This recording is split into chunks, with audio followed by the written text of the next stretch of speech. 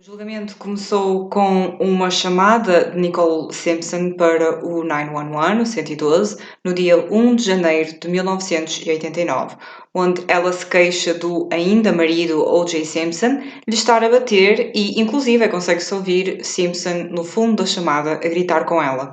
O agente da polícia, que em seguida se dirigiu à casa, viu Nicole a sair dos arbustos onde se estava escondida, a gritar: "Ele vai matar-me, ele vai matar-me". As fotos de Nicole nessa noite foram mostradas, onde se viam pisaduras e olhos roxos.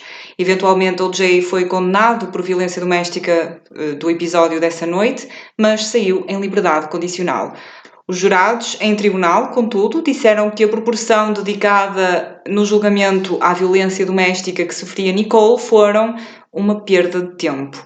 Eventualmente, a parte de violência doméstica foi posta de parte como irrelevante por grande parte das acusações terem sido feitas por Nicole e ela não estar presente para testemunhar. Diz-se que o facto de ser um casamento interracial mostrou preferência para o lado de O.J., mas a promotoria pensava que as provas que tinham de ADN iriam ser irrefutáveis. Alguns factos que apareceram neste julgamento. O assassinato ocorreu entre as 10 e as 10h30 da noite. O amigo e companheiro de casa de O.J. viu pela última vez por volta das 9h30 da noite e depois só às 22h54, quando abriu a porta ao motorista.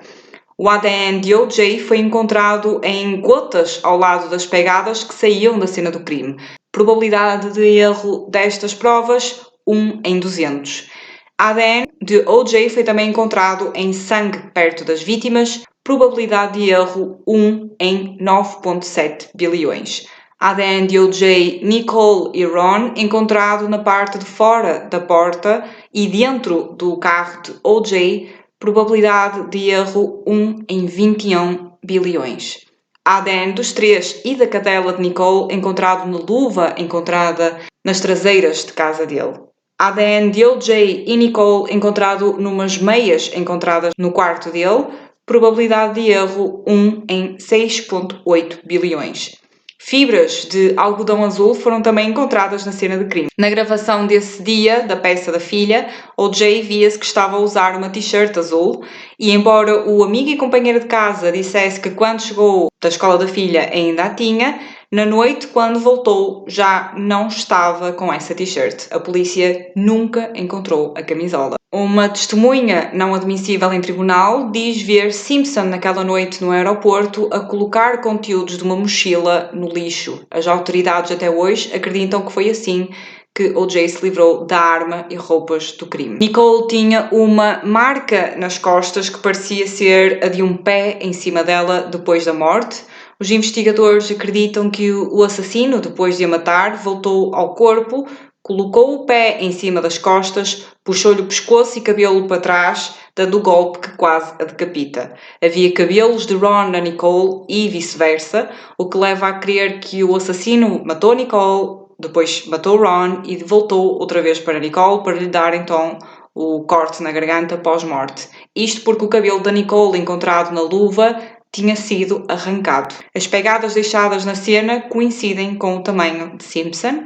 Nicole tinha num cofre o testamento e fotos de agressões anteriores de O.J. Eventualmente, os jurados e juiz foram fazer uma visita à casa de O.J. Simpson, acho que proposta pela defesa. No entanto, toda a decoração da casa de O.J. foi alterada para esta visita, para se encaixar supostamente nos standards de afro-americanos. Fotos de amigos de O.J. foram alteradas por amigos especificamente negros e ainda fotos de modelos também.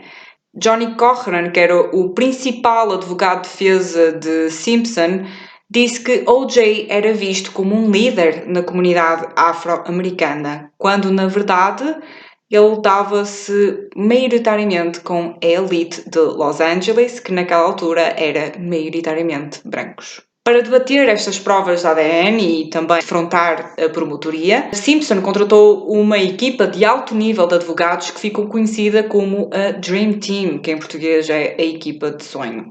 Eram eles Robert Shapiro, Robert Kardashian e Johnny Cochran, que era assim o líder da defesa, e mais 8 advogados e assistentes mais. A defesa de O.J. estima-se ter custado entre 3 a 6 milhões de dólares. A defesa tentou primeiramente dizer que os homicídios aconteceram como algum tipo de retaliação a ver com traficantes de droga, já que Nicole supostamente tinha amigos envolvidos no mundo da droga, mas a história não tinha qualquer tipo de fundamento e então foi descartada. Então depois, o objetivo principal da defesa passou a ser criar a dúvida, por mais pequena que fosse, que havia uma pequena probabilidade que O.J. não fosse o assassino. A tática de Johnny Cochran ficou conhecida pelos 3 Cs: contaminado, corrupto e comprometido. Diziam que todas as amostras de ADN estavam comprometidas porque não tinham sido corretamente armazenadas nem colhidas, como por exemplo, os agentes da polícia não usavam luvas e então bactérias corroeram o ADN do verdadeiro assassino e misturaram depois a amostra do Simpson nas provas que tinham sido colhidas no local. No entanto, as amostras de ADN, os resultados, não tinham misturas de ADN, só tinham o ADN do O.J. Simpson. Também diziam que essas amostras tinham sido contaminadas pela polícia já depois de colhidas e que a amostra cedida por O.J. tinha então sido transferida para as outras provas. Outras provas que não tinham sido contaminadas e que colocavam O.J. na cena do crime tinham sido plantadas pela polícia corrupta de Los Angeles. Assim, a polícia de Los Angeles, a LAPD, já tem vários antecedentes, não só de corrupção, como de maltratamento de provas, e então Johnny Cochran aproveitou-se disto. Especificamente, Johnny Cochran disse que haviam então provas que tinham sido implantadas especificamente pela polícia, que eram elas a luva encontrada nas traseiras de casa do O.J. Simpson, o sangue da Nicole nas meias dele que foram encontradas no quarto dele, e a mancha de sangue no portão da casa da Nicole. Inicialmente a defesa disse que só estas provas tinham sido plantadas pela polícia,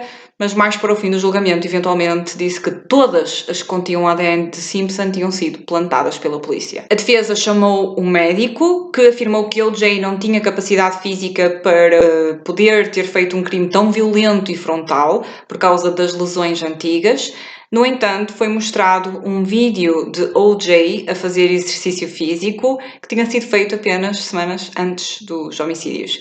Queriam também tentar mudar a hora da morte de Nicole e Ron para as 11 horas da noite, quando O.J. já tinha um alibi fixo. Disseram que Nicole ainda podia estar viva quando lhe foi dado o corte na garganta e que Ron ainda podia estar a lutar com o assassino durante 10 minutos depois de ter a veia jugular cortada. Assim, a veia jugular que se encontra aqui no pescoço é uma veia principal, tem muito sangue, então uma pessoa cortando, é assim, vai-se esvair em sangue em segundos. Eu acho ridículo e eventualmente este discurso também foi descartado porque era ridículo. Uma pessoa não vai ficar 10 minutos a lutar com a veia jugular cortada, por favor. Temos de perceber também o contexto deste julgamento, é assim, isto era meio da década 90, o ADN era uma coisa muito recente. Inclusive, a defesa chamou um perito que disse que a comparação de ADN era muito pouco confiável. Esse perito falou também da contaminação de provas e disse que apenas estava a dizer o que podia ter acontecido, não o que realmente aconteceu. Mark Fuhrman foi o agente policial mais massacrado pela defesa e por Cochran em específico. Johnny Cochran era um advogado especializado em casos de violência policial e então apanharam gravações deste agente, Mark Fuhrman, a dizer coisas racistas, quando no julgamento ele tinha dito que não era racista de todo. Já tinha sido acusado de plantar as provas e corrompê-las, então com estas frases racistas em cima, o seu testemunho deixou totalmente de ser credível para um júri maioritariamente negro. No entanto, mais tarde, este agente policial disse que as gravações tinham a ver com uma audição que ele fez para um filme. A Marcia Clark, que era a da promotoria, disse que esta alusão às gravações do agente policial por Cochran foi a maior distração de sempre num julgamento. Johnny Cochran tornou assim o julgamento de O.J. Simpson numa questão profundamente racial. A 15 de junho de 1995, um ano após os homicídios, alguém da promotoria, não em consenso, pede a O.J. Simpson para experimentar as luvas encontradas. Marcia Clark tinha aconselhado a não o fazerem, porque as luvas tinham estado encharcadas em sangue e tinham sido congeladas e descongeladas várias vezes como prova. Tinha sido apresentado um recibo em como Nicole Simpson, em 1990, tinha comprado essas luvas para o marido. As luvas, que eram em pele genuína, ficaram demasiado apertadas em O.J. Simpson, principalmente porque ele também estava a usar luvas de látex por baixo. Marcia Clark disse que O.J. parecia estar a representar o esforço e tentar calçar as luvas, mas Cochran disse, e passo a citar, acho que ele não pode representar o tamanho das próprias mãos. O.J. também sofria de artrite e se não estivesse a tomar os medicamentos, levaria a que as mãos também pudessem inchar, embora estivesse provado, supostamente, que ele estava a tomar uns medicamentos para a artrite. A frase mais conhecida de Johnny Cochran foi dita na sequência de Simpson experimentar as luvas, que foi: se não serve, devem absolvê-lo. If it doesn't fit, you must acquit. Quando Simpson, no entanto, experimentou o modelo das mesmas luvas, mas novas, serviram perfeitamente. No entanto, não teve tanto impacto. O julgamento durou 134 dias. Estima-se que perto de 100 milhões de pessoas ouviram em direto a sentença. A 3 de outubro de 1995, O.J. Simpson foi ilibado do duplo homicídio de Nicole Brown e Ron Goldman. Não tanto porque não podia ter sido o assassino, mas porque a acusação falhou em mostrar que, sem sombra de dúvida, fora ele e mais ninguém. É assim, eu não sei se vocês sabem, mas nos Estados Unidos os julgamentos funcionam de uma forma um bocadinho diferente. O que tem de ser feito em tribunal é provar que a pessoa é culpada. Não sei se vocês conhecem a frase americana: innocent until proven guilty, ou seja, inocente até ser provado culpado. E isto basicamente quer dizer isso: uma pessoa vai a julgamento e é inocente. O que tem de ficar provado em tribunal é que é culpado. Parece simples, mas não. Em Portugal é exatamente o contrário, por exemplo. Uma pessoa vai a julgamento e já é culpada. Em julgamento é preciso tentar provar que essa pessoa é inocente e os argumentos são todos desviados para isso. Atenção, digamos assim.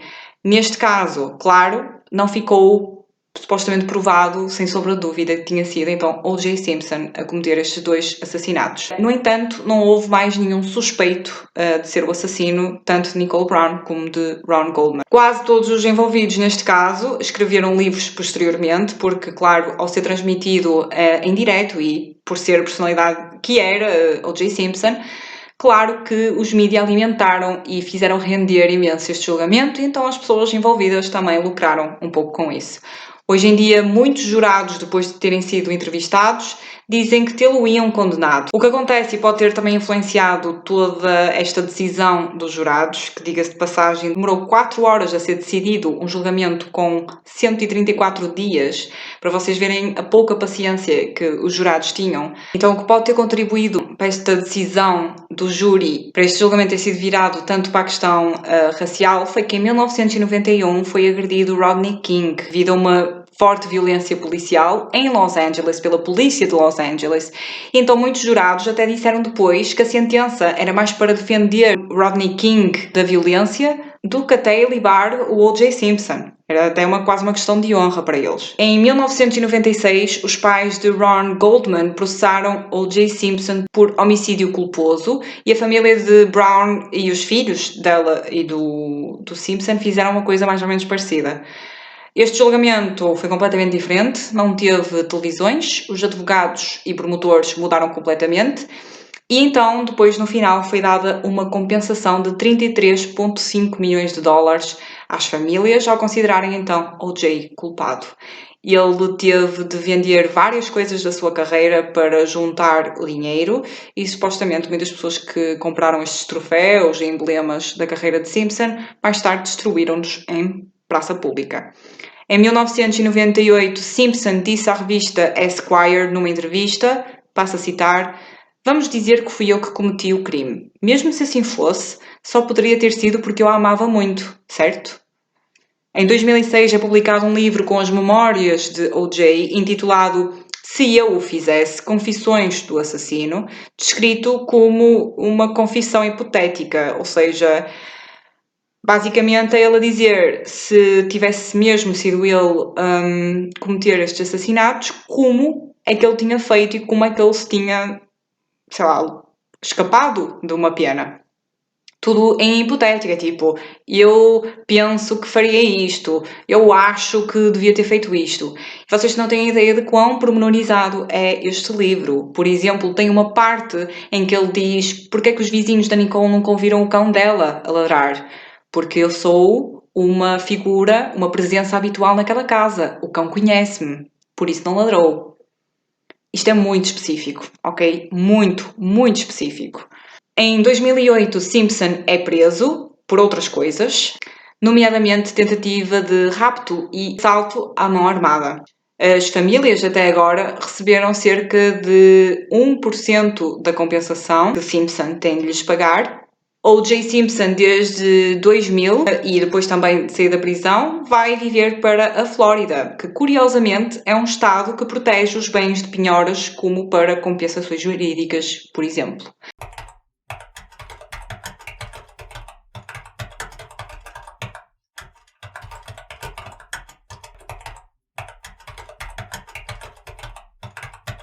Supostamente também O.J. Simpson, bêbado e semanas depois do julgamento, confessou a um amigo: se ela não tivesse aberto a porta naquela noite com uma faca, ainda estaria viva.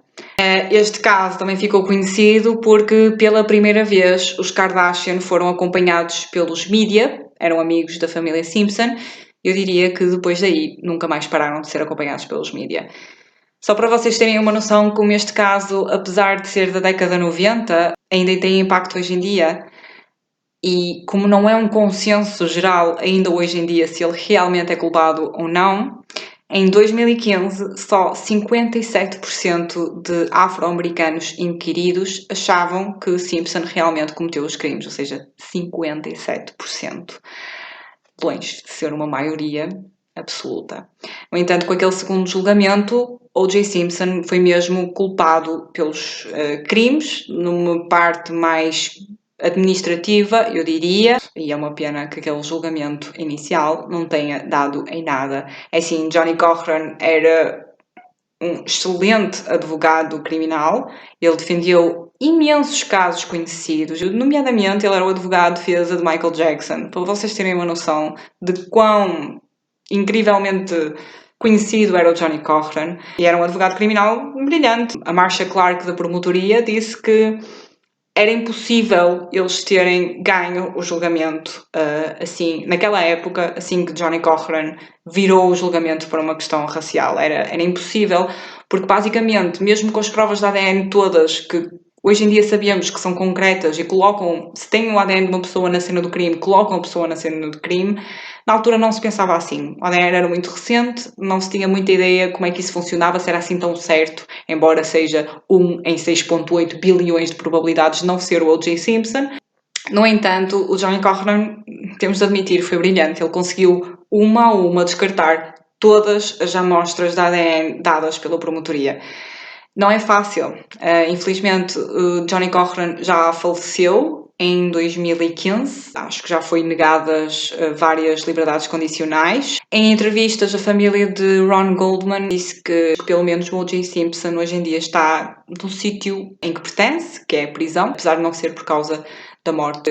Claro, isto é uma injustiça nos olhos dele, claro que é. Foi injusta a morte de Nicole, mas se calhar ainda mais injusta a morte de Ron Goldman, que não tinha nada a ver com o caso, não tinha nada a ver com o O.J. Simpson.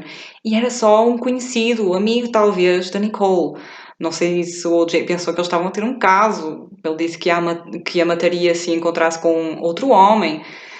Uau, mas é estranho porque nunca houve sequer um outro suspeito. Eu não consigo perceber como é que o julgamento não foi a lado nenhum, como é que os jurados nem sequer puseram quase a possibilidade, não é? Não sei. Nos Estados Unidos também existe o double jeopardy, ou seja, uma pessoa não pode ser julgada duas vezes pelo mesmo crime. Então, claro que mesmo depois, mesmo se ele agora dissesse, olha, fui eu que os matei, fui eu e não foi mais ninguém. Já não havia nada a fazer. Ele ia sempre sair ileso porque o primeiro julgamento inocentou, então não há nada a fazer. Lá está, aquela parte administrativa foi quase uma compensação pelas mortes. porque não foi um julgamento criminal, digamos assim. E mesmo esse julgamento, a presença do O.J. Simpson foi ridícula. Ridícula ao nível de ele tentar descartar provas concretas, nomeadamente que no primeiro julgamento não tinha sido provado. As pegadas supostamente eram de uns sapatos específicos, umas sapatilhas específicas, e não tinha sido provado se o J. Simpson tinha ou não tinha esse tipo de sapatilhas.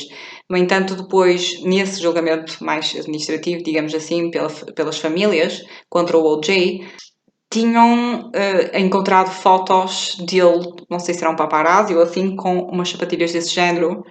E ele então, ridículo como ele pensa que consegue, tipo, safar-se de tudo. Ele, em tribunal, porque ele foi obrigado a falar por ele próprio, que no primeiro julgamento não falou, falou sempre o coroner por ele, ele foi obrigado a falar por ele próprio e ele disse, são montagens, essas fotos são montagens. Quando inclusive o fotógrafo até trouxe os negativos, os originais com ele e mostrou. E ele continuava a dizer, são montagens. É incrível como ele pensava que era intocável. Ele pensava mesmo que era um deus, era intocável. E o julgamento não fez nada a não ser provar que realmente ele é intocável. Até ele saiu com um duplo homicídio.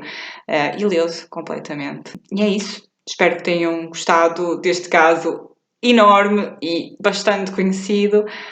Se gostaram, por favor, deixem o like, subscrevam ao canal se ainda não estiverem. Deixem nos comentários sugestões de vídeos se também tiverem, de casos ou outras coisas.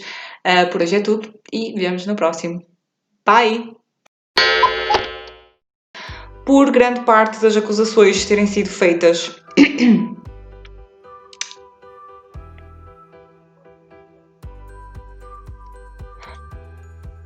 já me qual é que é?